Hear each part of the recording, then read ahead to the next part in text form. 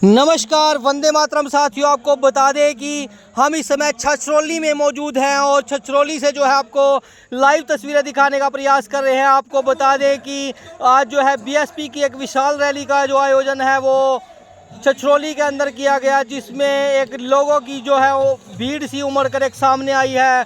जी हाँ, आपको लाइव तस्वीरें दिखाने का प्रयास कर रहे हैं कि किस प्रकार से लोगों की एक भीड़ जो है उमड़ कर सामने आती हुई दिखाई दे रही है बीएसपी की रैली में।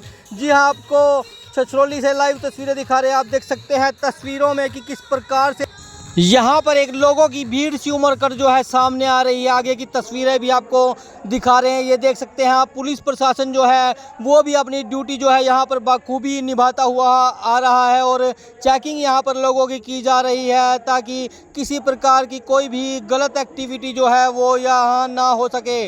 जी हाँ, लाइव तस्वीरें आपको छछरौली बीएसपी की रैली से दिखाने का प्रयास कर रहे हैं और सभी से अपील भी करते हैं जो भी लोग इस वीडियो खबर को देख रहे हैं उसे लगातार शेयर जरूर करें। ये देख सकते हैं आप कि लोग जो है हाथों में बीएसपी के झंडे उठाए रैली में पहुंच रहे हैं, जिसकी लाइव तस्वीरें इस समय हम आपको एचआर हरियाणा न्यूज़ पर दिखाने का प्रयास कर रहे हैं। ये देख सकते हैं लोगों की किस प्रकार से जो है यहाँ पर चेकिंग की जा रही है।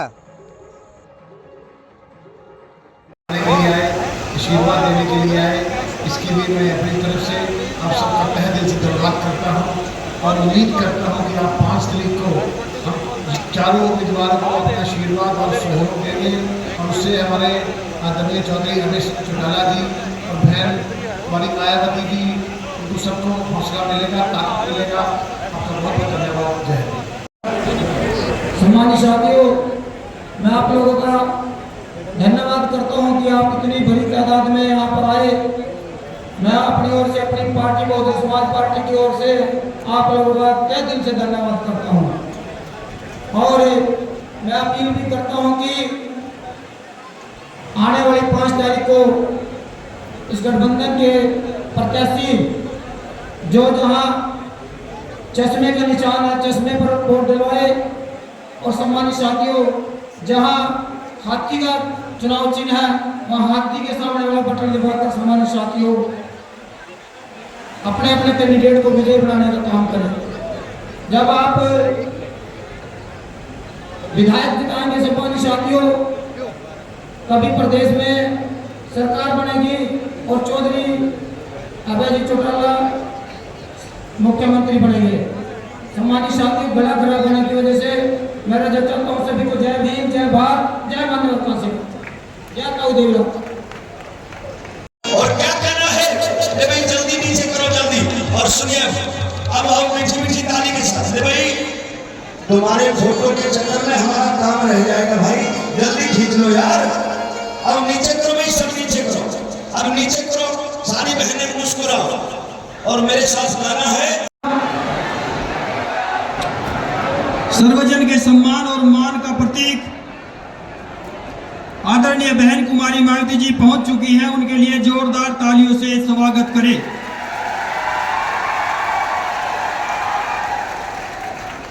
इसी कड़ी में श्री अभय सिंह चौटाला जी हमारे बीच में किसी वजह से नहीं पहुंच पाए सम्मानित साथियों। उनके हेलीकॉप्टर में कोई खराबी आ गई सम्मानित साथियों। उन्होंने अपनी तरफ से इनेलो के निष्ठावान और इनेलो में अपना विश्वास प्रकट करने वाले अपनी तरफ से उन्होंने आदरणीय श्री शेर सिंह भटसामी को भेजा है। उनके लिए भी जोरदार तालियों से मैं गड़गड़ाहट से स्वागत चाहता हूं सम्मानित साथियों। इसी कड़ी में आदरणीय बहन कुमारी मायावती जी का आशीर्वाद प्राप्त करके बहुजन समाज पार्टी के राष्ट्रीय कोऑर्डिनेटर और बहन जी के आशीर्वाद से बहुजन समाज पार्टी के उत्तराधिकारी आदरणीय आकाश आनंद जी आपके बीच में पहुंच चुके हैं सम्मानित साथियों। उनके भी जोरदार तालियों से गड़गड़ाहट से स्वागत चाहता हूं। मैं इसी कड़ी में सम्मानित साथियों, इस जिले की 4 विधानसभा यमुनानगर से दिलबाग सिंह, जगाधरी से दर्शन खेड़ा जी, रदौर से धर्मपाल तीकरा जी और नारायणगढ़ से हरिबिलास जी। मैं इनसे आग्रह करूंगा और ब्रजपाल छप्पर जी ये सामूहिक तौर पे आए और बहन कुमारी मायावती जी को मुकुट भेंट करके सम्मान पेश करें। सम्मानित चारों लोग, पांचों लोग।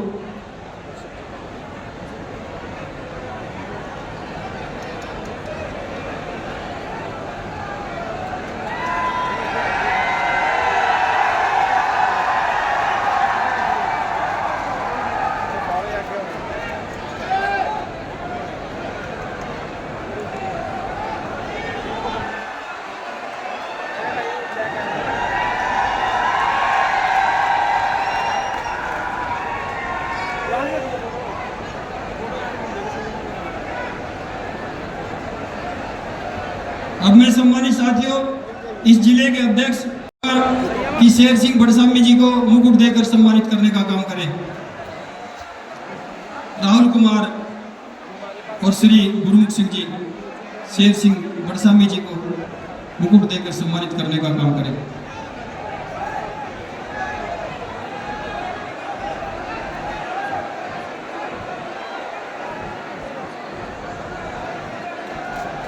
जोरदार तालियों से स्वागत करें। अब मैं इसी कड़ी में सम्मानित साथियों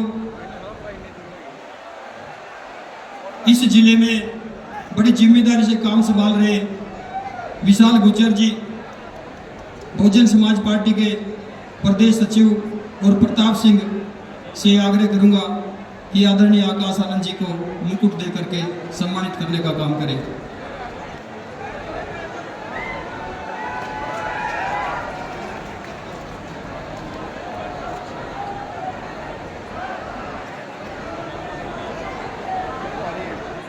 कोऑर्डिनेटर और बहुजन समाज पार्टी के उत्तराधिकारी भाई आकाश आनंद जी और उनके साथ ही मंच पे विराजमान बहन जी के बहुत ही भरोसेमंद कमांडर जो 4 प्रदेशों के प्रभारी हैं, रणधीर सिंह जी बेनीवाल, और 4 विधानसभा क्षेत्रों के प्रत्याशी जीत दर्ज करेंगे दोस्तों, 4 प्रत्याशी। और जैसा कि दोस्तों आपको विदित है, हरियाणा प्रदेश के अंदर चुनाव का बिगुल बज चुका है। बिगुल ही नहीं बल्कि चुनाव प्रचार चरम सीमा पे पहुंच चुका है। और हमारा देश दोस्तों प्रजातंत्र प्रणाली का देश है। प्रजातंत्र के अंदर प्रत्येक व्यक्ति की वोट के बराबर की ताकत होती है। तो मैं आपको सबसे पहले यही बताना चाहूंगा कि कराना चाहता हूं, चौधरी देवीलाल जी देहात के अंदर घूम रहे थे, लोगों की सुविधाएं सुन रहे थे। उनकी नजर पड़ी कि सड़क के ऊपर कुछ महिलाएं पत्थर तोड़ रही थी। चौधरी साहब ने देखा कि एक गर्भवती महिला पत्थर तोड़ रही है, उसको बच्चा होने वाला है। चौधरी साहब ने जाकर के पूछा कि बेटा जब तेरे को बच्चा पैदा होगा तो तेरी खुराक का क्या इंतजाम होगा। वो गरीब महिला कहने लगी कि ताऊ जी यही 2-3 दिन की दिहाड़ी बचा करके मैं अपने रोटी टूक का इंतजाम कर लूंगी। चौधरी देवीलाल जी के दिमाग में बाबा भीमराव जी द्वारा बनाई गई नीतियां घूमने लगी और चौधरी देवीलाल जी दोस्तों सीधे चंडीगढ़ गए और फिर एक नया कानून बनाने का काम किया कि जब भी किसी हरिजन महिला को चमार की बेटी को बच्चा पैदा होगा उसको जापे के अवसर पे 5100 रुपए खुराक के दिए जाएंगे। कितना बड़ा कानून चौधरी साहब ने बनाया था। आज वो 5100 न रह करके लाखों में दोस्तों पहुंच चुके हैं। तो इस तरह के कई कार्य चौधरी देवीलाल जी ने दोस्तों किए। यहाँ तक की सोच थी चौधरी देवीलाल की कि जब किसी चमार जाति के व्यक्ति की बेटी जवान हो जाती है वो चिंताग्रस्त हो जाता है, उसको रात को नींद आनी बंद हो जाती है कि इस बेटी की शादी कैसे करेगा। हरियाणा पहला राज्य था दोस्तों जिसमें चौधरी देवीलाल जी ने बाबा भीमराव जी की नीतियों को अमली जामा पहनाने का काम किया और चौधरी देवीलाल जी ने एक कानून बनाया कि प्रत्येक चमार जाति की कन्या की जब शादी होगी उसको 51,000 रुपए कन्यादान की राशि देने का काम करेंगे। ये चमार जाति को लोगों को उत्थान की तरफ बढ़ाने का काम था, समानता की तरफ बढ़ाने का काम था। और निरंतर चौधरी देवीलाल जी हरियाणा प्रदेश के अंदर इसी तरह से कानून बनाते रहे और पिछड़े कुचले वर्ग के लोगों को ऊपर उठाते गए। और चौधरी देवीलाल जी ने दोस्तों हरियाणा प्रदेश के अंदर पहली बार 36 बरादरी के लोगों को टिकटें देकर के 36 बरादरी के लोगों को बराबर का प्रतिनिधित्व देने का काम किया था। आज चौधरी देवीलाल जी की नीतियों का अनुसरण करते हुए हिंदुस्तान के प्रत्येक प्रांत के अंदर, चाहे वहाँ किसी भी राजनीतिक दल की सरकारें हैं, सबने 36 बरादरी के लोगों को बराबर का प्रतिनिधित्व दिया हुआ है। दोस्तों इस सारी बात का श्रेय भी चौधरी देवीलाल जी को जाता है। और आज आपके बीच में बाबा भीमराव जी की नीतियों का और चौधरी देवीलाल जी की नीतियों का गठबंधन वोट मांगने के लिए आया है।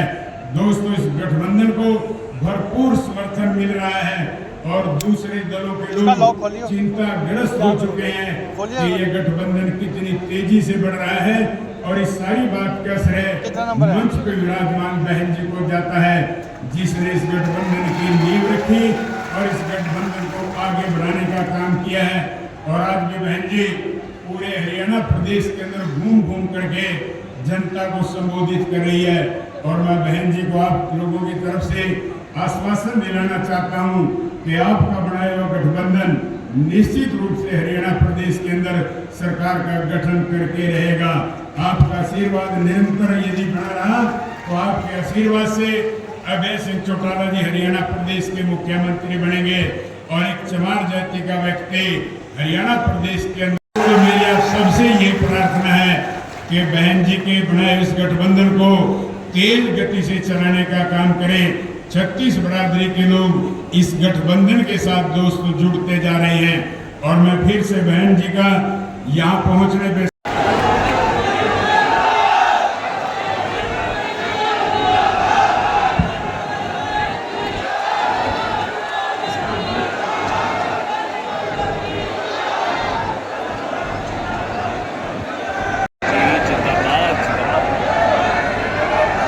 चुनावी जनसभा में इकट्ठा हुए बहुजन समाज पार्टी व भारतीय राष्ट्रीय लोकदल के बने इस गठबंधन के सभी छोटे बड़े पदाधिकारी, नेता एवं कार्यकर्ता हैं।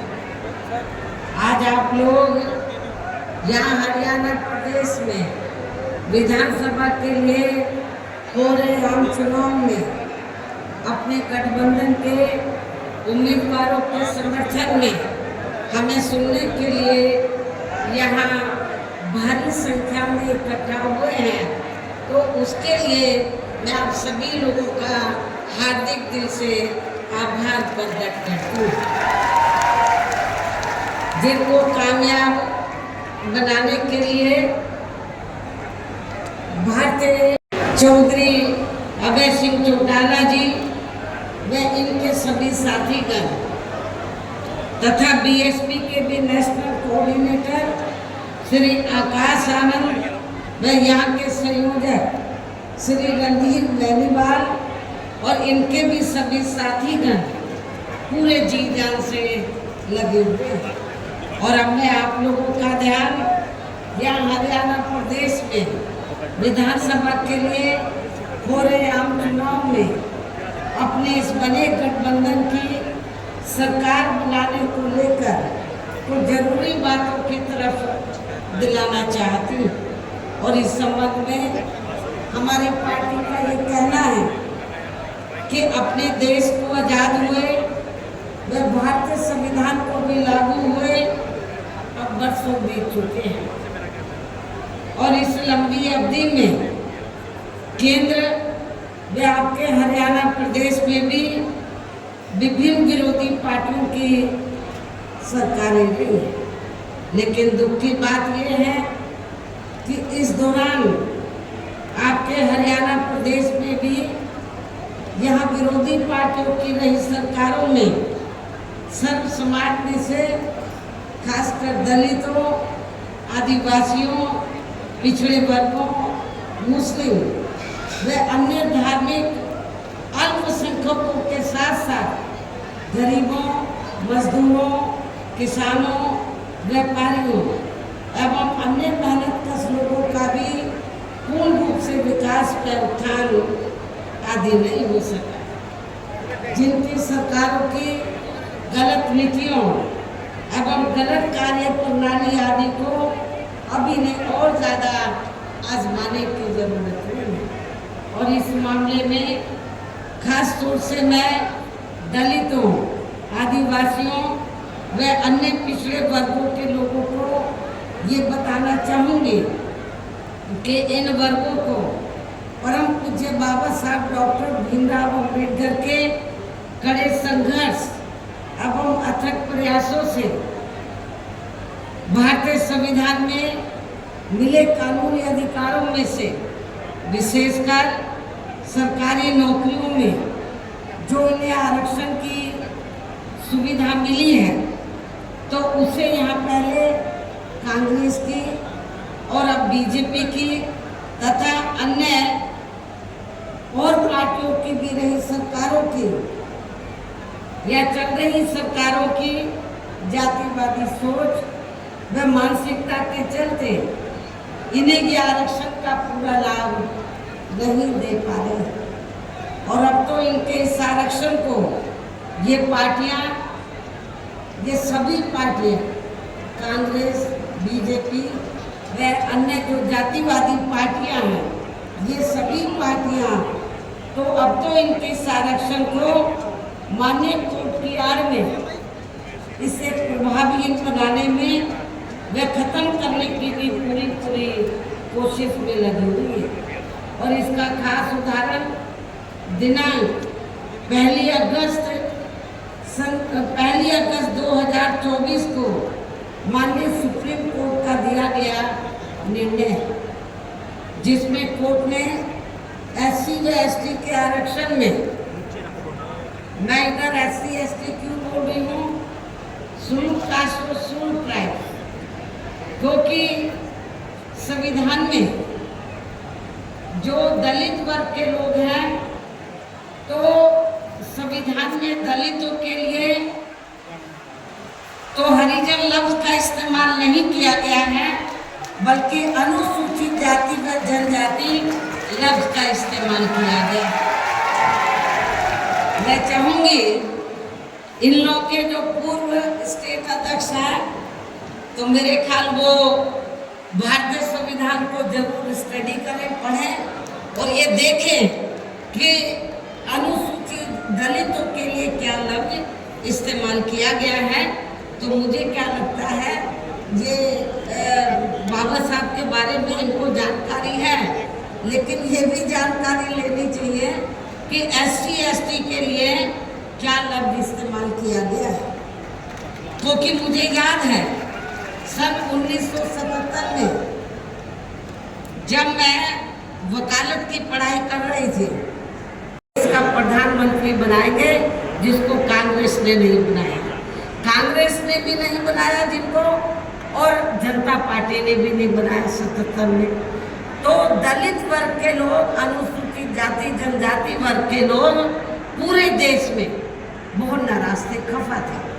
तो उस समय उन्होंने दिल्ली में एक 3 दिन का जाति तोड़ो सम्मेलन रखा, और उसमें ऑल इंडिया की तरफ से, तो यूथ की तरफ से, नौजवानों की तरफ से मुझे उन्होंने इनवाइट किया बोलने के लिए।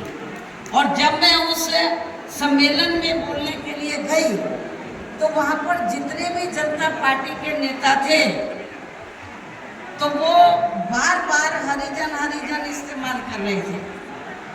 तो मैंने उनको कहा कि एक तरफ तो आप जाति तोड़ने की बात कर रहे हैं, और दूसरी तरफ आप हरिजन कह रहे हैं।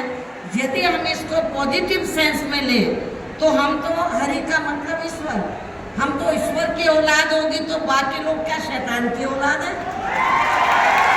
ये मैंने 1977 में जब मुझे उन्होंने ऑल इंडिया की तरफ से इनवाइट किया, संविधान से चलती है और संविधान के हिसाब से आप लोगों को जो वीकर सेक्शन के लोग हैं तो उनको अनुसूचित जाति जनजाति और अन्य पिछड़ा वर्ग बोलना चाहिए, तो ये ज़्यादा बेहतर होगा। उनको रियलाइज करना पड़ा और ये कहना पड़ा कि बहन जी जो बोल रही है वो सही बोल रही है। तो मैं आपको ये बताना चाह रही थी, माननीय सुप्रीम कोर्ट ने भी 1 अगस्त 2024 को इसी वर्ष माननीय सुप्रीम कोर्ट का दिया गया निर्णय है रिजर्वेशन को लेकर, जिसमें माननीय सुप्रीम कोर्ट ने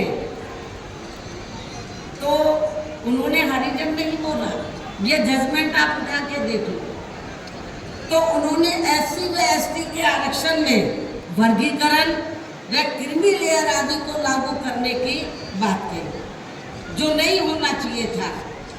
SC ST को जो रिजर्वेशन मिला है परम पूज्य बाबा साहब डॉक्टर अम्बेडकर के अथक प्रयासों से, उस रिजर्वेशन में अभी तक उसमें कोई अलग से रिजर्वेशन नहीं था जो बाबा साहब ने व्यवस्था की थी। SC ST के लिए रिजर्वेशन है तो SC ST के लोगों को रिजर्वेशन मिलेगा, लेकिन रिजर्वेशन में से रिजर्वेशन की व्यवस्था बाबा साहब ने नहीं की थी। और रिजर्वेशन में से रिजर्वेशन का मतलब है शेड्यूल कास्ट को आपस में लड़ना। SC ST को ये लड़ते रहे कि इसको कम मिला, इसको ज़्यादा मिला है, जो ये नहीं होना चाहिए था, जो ये नहीं होना चाहिए था। लेकिन दुख की बात है कि सेंटर की ओर से बीजेपी की सरकार है, सेंटर के में उनकी ओर से सरकारी वकील खड़े हुए, कांग्रेस के भी वकील खड़े हुए और भी वकील खड़े हुए, उन्होंने माननीय सुप्रीम कोर्ट की हाँ में हाँ मिलाई, तो जिसकी वजह से तो जो देश में SC ST वर्ग के लोग हैं तो उनको आरक्षण में उनके आरक्षण में वर्गीकरण व क्रीमी लेयर आदि को लागू करने की बात उन्होंने कही, जो ठीक नहीं था। इस निर्णय से हमारी पार्टी बिल्कुल भी सहमत नहीं है। और यदि इन वर्गों के आरक्षण के मामले में केंद्र की वर्तमान भाजपा सरकार, जो बीजेपी भी कहते थे हम आरक्षण के पक्षधर हैं, तो यदि इन वर्गों के आरक्षण के मामले में केंद्र की वर्तमान भाजपा सरकार की भी नीति व नियत साफ होती, तो फिर ये सरकार माननीय सुप्रीम कोर्ट के आरक्षण को लेकर आए इस निर्णय को बिना कोई देरी किए हुए उसे निष्प्रभावी बनाने व पूर्व की स्थिति में लाने के लिए संसद का विशेष सत्र बुलाकर फिर संवैधानिक संशोधन विधेयक जरूर लाते और उसे विपक्ष को साथ में लेकर पास भी जरूर कराती। और इतना ही नहीं बल्कि इसके लिए कांग्रेस व इनके इंडिया गठबंधन ने अभी तक भी केंद्र सरकार पर कोई दबाव नहीं बनाया, ना तो हम आरक्षण के पक्ष में है, लेकिन पार्लियामेंट के अंदर उन्होंने इसके लिए कोई आवाज नहीं उठाई। और ऐसा करना तो बहुत दिल की बात रही, बल्कि इन्होंने माननीय सुप्रीम कोर्ट के इस निर्णय पर, इस निर्णय पर अभी तक कुछ भी खुलकर नहीं बोला है। और इस मामले में केंद्र की भाजपा सरकार व अधिकांश सभी विरोधी पार्टियां अभी तक की चुप्पी साधे हुए हैं। यहाँ मैं ये भी बता देना चाहती हूँ कि माननीय कोर्ट ने SC ST आरक्षण में वर्गीकरण करने व क्रीमी लेयर आदि को भी लागू करने का ये कार्य अब पहले संसद के पास था, राष्ट्रपति के पास था, लेकिन अब ये कार्य भी इन्होंने राज्य सरकारों के ऊपर छोड़ दिया।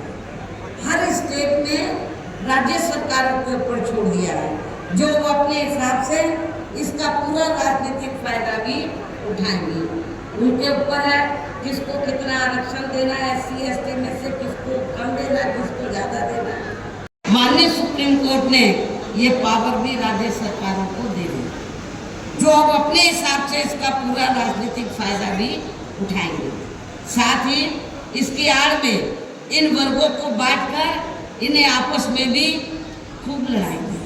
अर्थात अब ये पार्टियां फूट डालो वे राज करो की नीति का भरपूर फायदा उठाएंगे, जबकि संविधान के मुताबिक कि जाति को SC व ST की सूची में शामिल करना है या नहीं करना है, तो इसका ये अधिकार अभी तक केवल संसद व माननीय राष्ट्रपति जी को ही दिया हुआ था, जिसे 1 अगस्त 2024 को माननीय सुप्रीम कोर्ट के आए निर्णय के जरिए इसे अब वापस लेकर सीधे ही राज्य सरकारों को दे दिया है, जिससे अब इन वर्गों के साथ काफ़ी नाइंसाफी होगी, अर्थात इनका भी आरक्षण ना के बराबर ही रह जाएगा।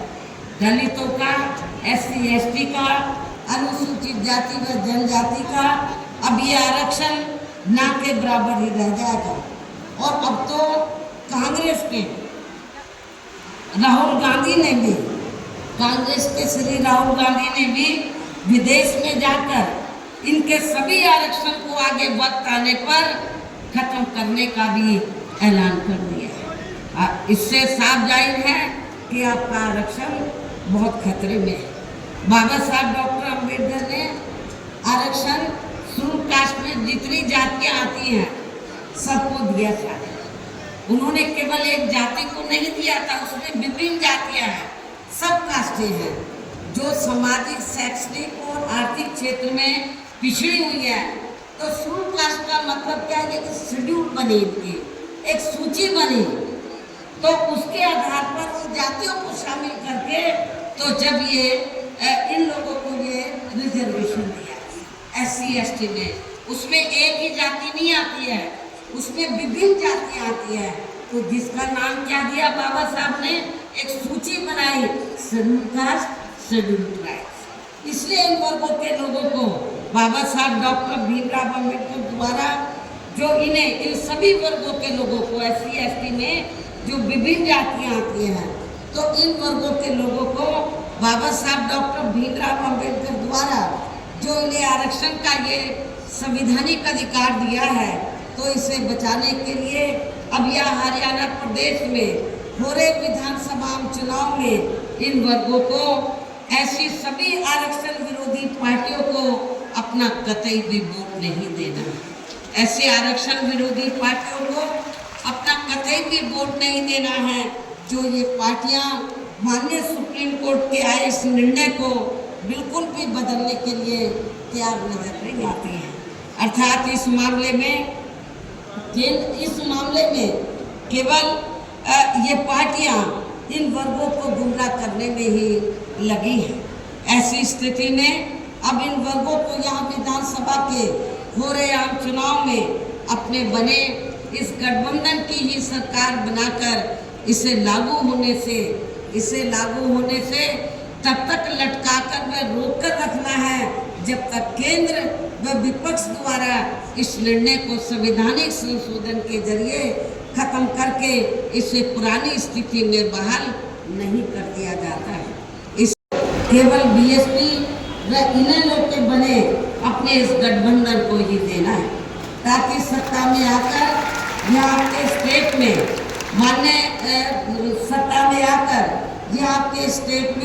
माननीय सुप्रीम कोर्ट के आए इस निर्णय पर कुछ हद तक अंकुश लगाया जा सके। इतना ही नहीं बल्कि केंद्र व राज्यों में कांग्रेस, BJP व अन्य जातिवादी पार्टियों की रही सरकारों ने इनका आरक्षण का कोटा अभी तक भी पूरा नहीं भरा है, जिसे फिर अंत में किसी न किसी रूप में सामान्य वर्गों को ही दे दिया जाता है। पदोन्नति में आरक्षण को तो इन्होंने माननीय कोर्ट की आड़ में काफी हद तक खत्म ही कर दिया है। इसके साथ ही केंद्र व राज्यों की भी सरकारों द्वारा इन वर्गों के लोगों को प्राइवेट सेक्टर में आरक्षण दिए जाने की व्यवस्था किए बिना ही इनके ज़्यादातर सरकारी कार्य अब यहाँ प्राइवेट सेक्टर के जरिए ही देश के अधिकांश बड़े बड़े पूंजीपतियों व धनराशियों को भी दिए जा रहे हैं।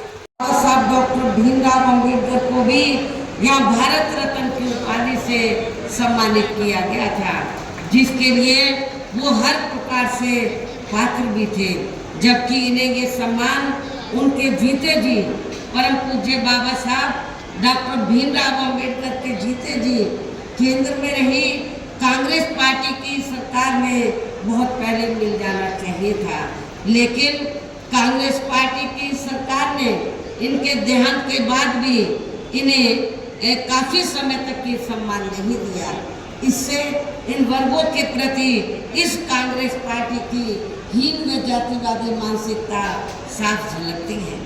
इतना ही नहीं बल्कि इनके कारवां को आगे बढ़ाने वाले या हर मामले में समर्पित रहे व्यक्तित्व माननीय श्री काशीराम जी के देहांत होने पर केंद्र में रही इसी कांग्रेस पार्टी की सरकार ने इनके सम्मान में एक दिन का भी राष्ट्रीय शोक घोषित नहीं किया था।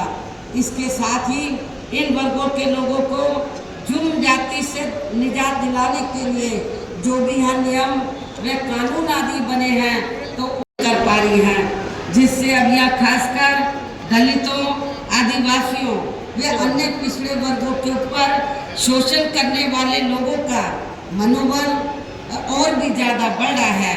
और ये सब हमें यहाँ आपके हरियाणा प्रदेश में भी काफ़ी कुछ देखने के लिए मिल रहा है। इसी प्रकार वे अन्य धार्मिक अल्पसंख्यक समाज के लोगों की भी अधिकांश मामलों में हालत कोई खास अच्छी नजर नहीं आती है। इसके साथ साथ अपर कास्ट समाज व जाट समाज में भी खासकर गरीब लोगों की भी आर्थिक स्थिति अभी भी यहाँ आपके हरियाणा पर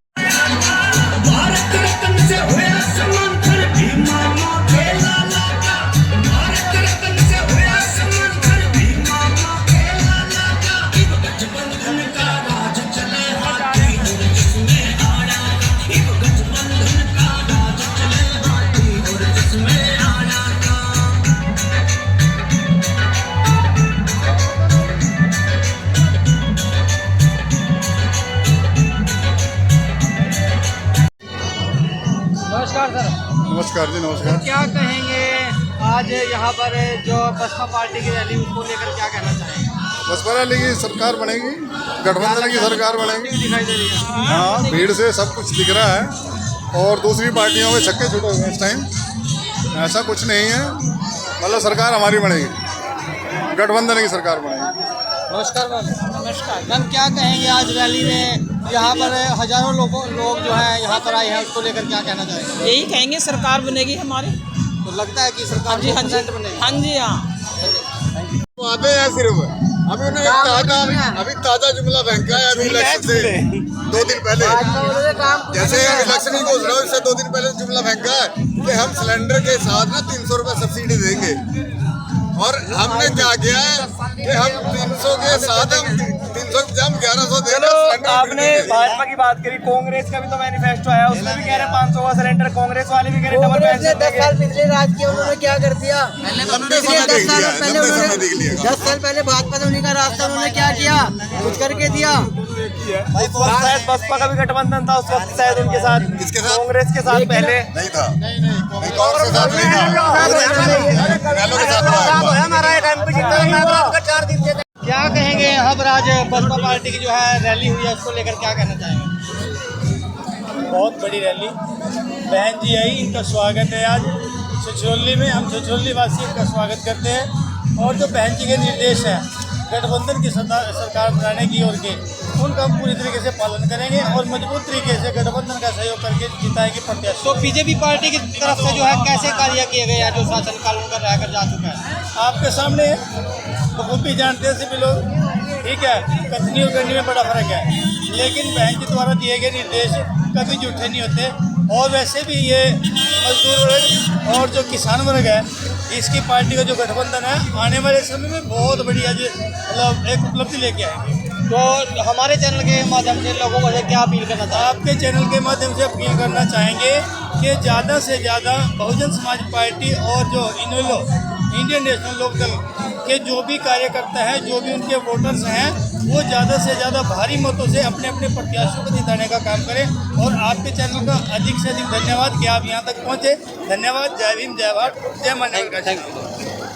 लगातार जो लोग जो हैं यहाँ पर पहुँचते हुए दिखाई दे रहे हैं। माताएं बहनें भी जो है यहाँ पर आज रैली में पहुँची। लगातार जो है लाइव तस्वीरें हम आपको दिखाने का प्रयास कर रहे हैं। सभी से अपील भी करते हैं जो भी लोग इस वीडियो इस खबर को देख रहे हैं उसे लगातार शेयर जरूर करें।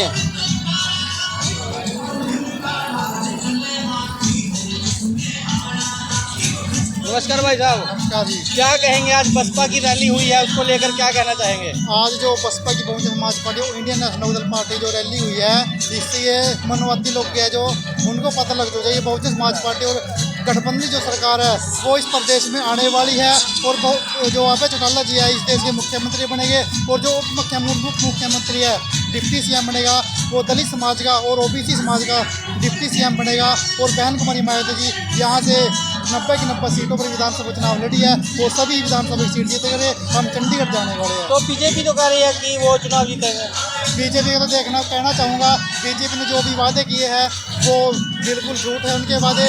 और आज बीजेपी के पास जितने भी जो कैंडिडेट हैं उनको गाँव में घुसने नहीं दिया जा रहा है। और बहुजन समाज पार्टी सभी गाँव में अपने कार्यक्रम कर चुकी है।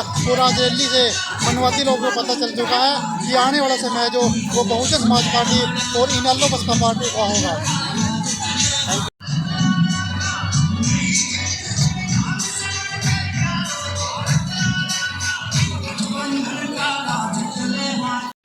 क्या कहेंगे आप, हाथों में जो है बसपा पार्टी के झंडे उठाए हुए हैं और आज यहाँ पर बसपा पार्टी की जो है एक विशाल रैली की गई है, उसको लेकर क्या कहना चाहेंगे? बस बचपन जतावांगे बगा। तो बीजेपी की तरफ से कैसे कार्य किए गए हैं? बीजेपी के कार्य तो ये देखो कैसे हैं सब नहीं पता है। तो आज पूरे जोश में जो है यहाँ पर पहुँचे थे आप? हाँ जी पूरे जोश में है जी। तो कहाँ से आए आप? हम जी लक्कर भी से जी। ये झूठ बोलने वालों ने 10 साल से किया कि आज तक बीपीएल कार्ड राशन कार्ड गरीब लोगों को किस बंदे को साथ दिया? धोखा देकर के झूठे लारे देकर झूठे लारे देकर सब कुछ कर रही है। बीजेपी जो झूठे लोगों की पार्टी है, झूठे वादे करती है। ये बीजेपी झूठे लोगों की पार्टी है, झूठे वादे करते हैं। 15-15 लाख देंगे। और हमारे गाँव के अंदर, गाँव मछरौली पड़ता हल्का सदौरा में, जो पहले प्लाट खड़े थे आज तक उन प्लाटों की हमारे इंतकाल नहीं चढ़े। और हमने बीजेपी सरकार से कई बार गुहार लगाई, एप्लीकेशन दी। तो अब की बार कौन सी पार्टी को जिताना चाहिए? अब की बार इनेलो बसपा सरकार चाहिए। इनेलो बसपा सरकार होगी, सभी को इंसाफ मिलेगा। तो सभी के साथ तो क्या लगता है, यदि बसपा पार्टी आ जाती है तो आपके रुके हुए कार्य जो है वो जरूर बिल्कुल होंगे काम होंगे, क्योंकि ये ईमानदार है। ये दोनों ईमानदार पार्टी है।